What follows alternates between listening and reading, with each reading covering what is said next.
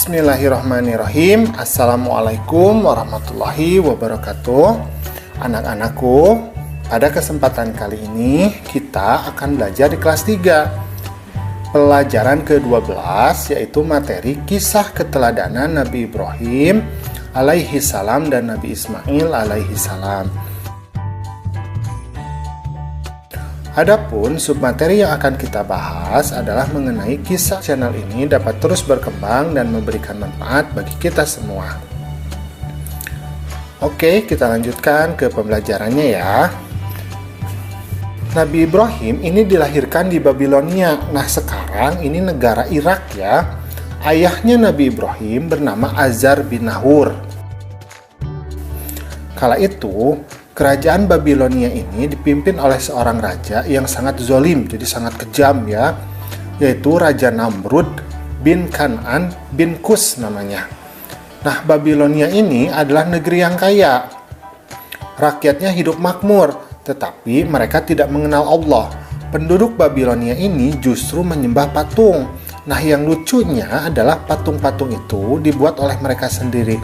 Nah, sampai sekarang peninggalan dari kerajaan Babilonia ini masih bisa kita temukan ya di Irak ya.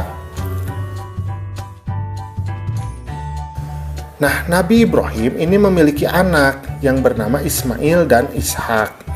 Antara Nabi Ismail dan Nabi Ishak ini berbeda ibu, tetapi ayahnya tetap sama ya, Nabi Ibrahim. Nah, ibunda dari Nabi Ismail bernama Hajar dan ibunda dari Nabi Ishak ini bernama Sarah.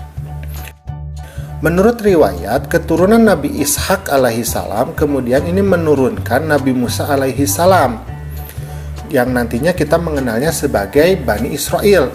Dan dari keturunan Nabi Ismail alaihi salam ini kemudian menurunkan Nabi Muhammad, yang kita kenal sebagai bangsa Arab.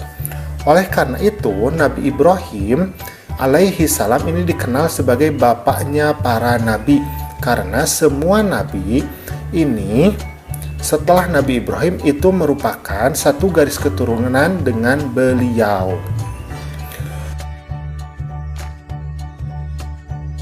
Nah, Nabi Ibrahim kecil ini hidup di lingkungan yang penuh kemusyrikan dan kekufuran. Beliau dibesarkan oleh seorang ayah yang tidak seiman dengannya. Ayah Nabi Ibrahim adalah seorang ahli dalam memahat patung. Patung-patung ini kemudian dijual kepada penduduk Babilonia.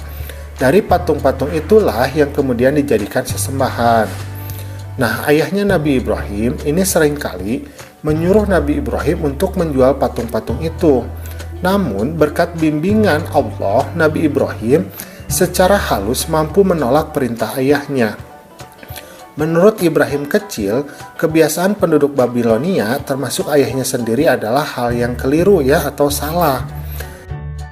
Nah, satu-satunya cara untuk menyadarkan penduduk Babilonia kembali ke jalan yang benar adalah dengan menyadarkan atas kelemahan patung sebagai sesembahan.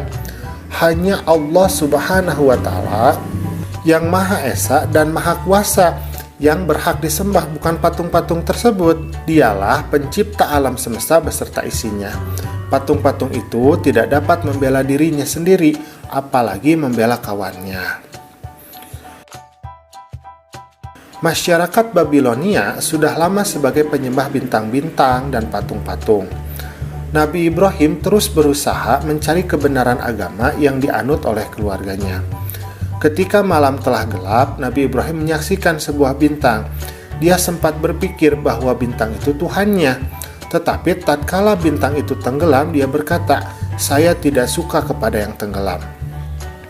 Kemudian, tatkala dia melihat bulan terbit, dia berkata, "Inilah Tuhanku." Setelah bulan itu terbenam, dia berkata, "Sesungguhnya jika Tuhanku tidak memberi petunjuk kepadaku, pastilah aku termasuk orang yang sesat." Kemudian, tatkala ia melihat matahari terbit, dia berkata, "Inilah Tuhanku, ini yang lebih besar." Tatkala matahari itu terbenam, dia berkata, "Hai kaumku, sesungguhnya aku berlepas diri dari apa yang kamu persekutukan. Sesungguhnya aku menghadapkan diriku kepada Rob, Tuhan yang menciptakan langit dan bumi, dengan cenderung kepada agama yang benar, dan aku bukanlah termasuk orang-orang yang mempersekutukan Allah." Inilah yang dianugerahkan Allah kepada Nabi Ibrahim dalam menolak agama yang dipercayai kaumnya serta menerima Tuhan yang sebenarnya. Dalam Al-Quran, surat Al-Baqarah ayat 260 dijelaskan bahwa Nabi Ibrahim berdoa kepada Allah, memohon supaya diperkenankan melihat kekuasaan Allah. Ya Allah, perlihatkanlah kepadaku bagaimana Engkau menghidupkan makhluk yang sudah mati. Demikian suatu hari Nabi Ibrahim pernah berdoa. Keinginan itu pun dikabulkan. Kemudian Allah menyuruh Nabi Ibrahim menangkap 4 ekor burung. Setiap burung diberikan tanda masing-masing. Selanjutnya burung itu kemudian disembelih dan dicincang. Bagian-bagiannya dicampur satu sama lain. Potongan tubuh keempat burung itu kemudian dibawa, lalu diletakkan di puncak 4 buah bukit. Keempat bukit itu letaknya berjauhan satu sama lainnya. Kemudian Allah memerintahkan kepada Nabi Ibrahim untuk memanggil burung-burung itu. Maka dengan izin Allah, burung-burung itu ternyata mampu menyatu kembali dan hidup kembali. Semuanya utuh seperti sedia kala. Allah Maha Kuasa atas segala sesuatu, tidak ada yang sanggup menghalangi kehendaknya. Hanya dengan kata kun, jadilah, hal yang dikehendaki pun pasti akan terjadi. Allah Maha Kuasa menghidupkan yang mati sangatlah mudah baginya. Nabi Ibrahim telah melihatnya sendiri, maka hatinya pun semakin mantap, keyakinannya makin kuat, keimanannya makin hebat. Nah, ayahnya Nabi Ibrahim ini, Azar, tidak hanya membuat patung, tetapi ia juga menyembah patung. Sebelum berdakwah kepada penduduk Babilonia, Nabi Ibrahim harus menyadarkan dulu ayahnya. Berdakwah kepada ayahnya tentulah tidak mudah, karena ayahnya ini tetap bersikukuh dengan keyakinannya. Usaha Nabi Ibrahim sudah maksimal, tetapi Allah yang menentukan. Sebagai seorang anak, Nabi Ibrahim sangat ingin menyelamatkan ayahnya.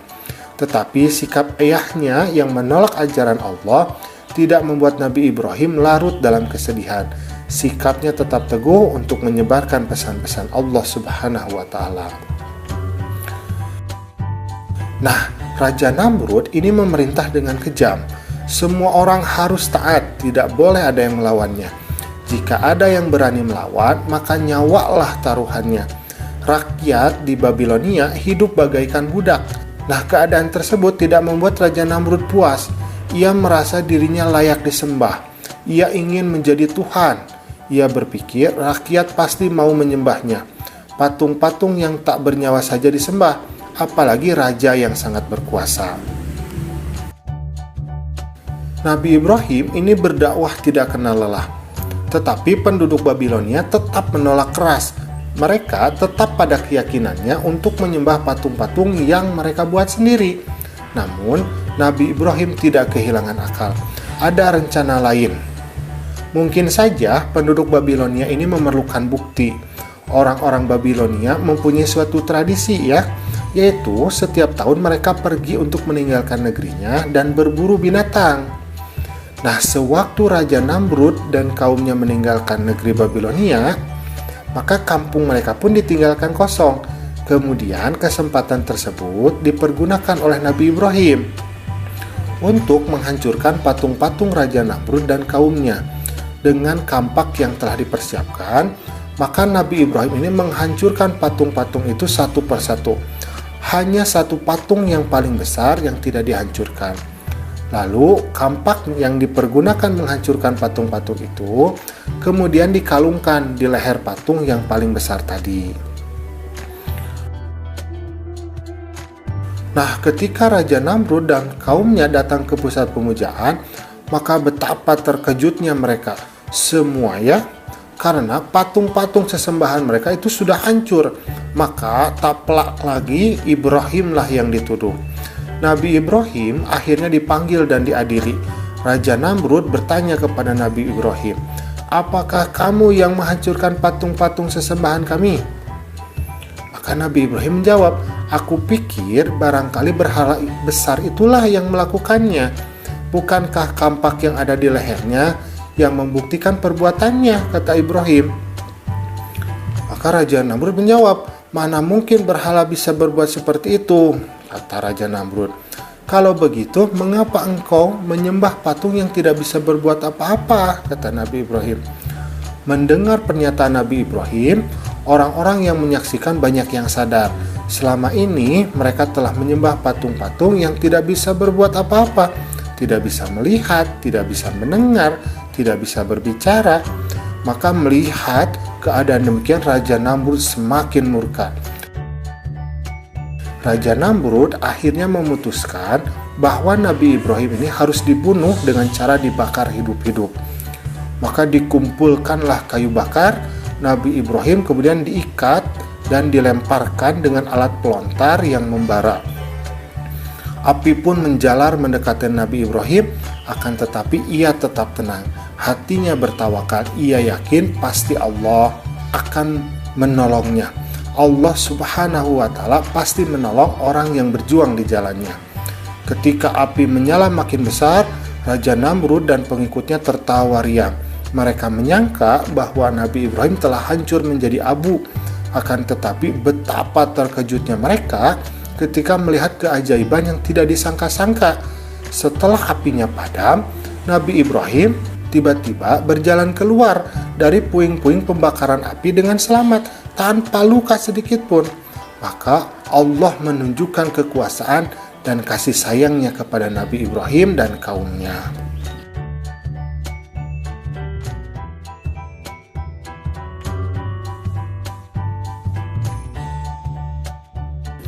Anak-anakku, alhamdulillah pembelajaran kita pada hari ini sudah selesai. Itulah kisah Nabi Ibrahim alaihissalam. Terima kasih sudah menyimak ya. Assalamualaikum.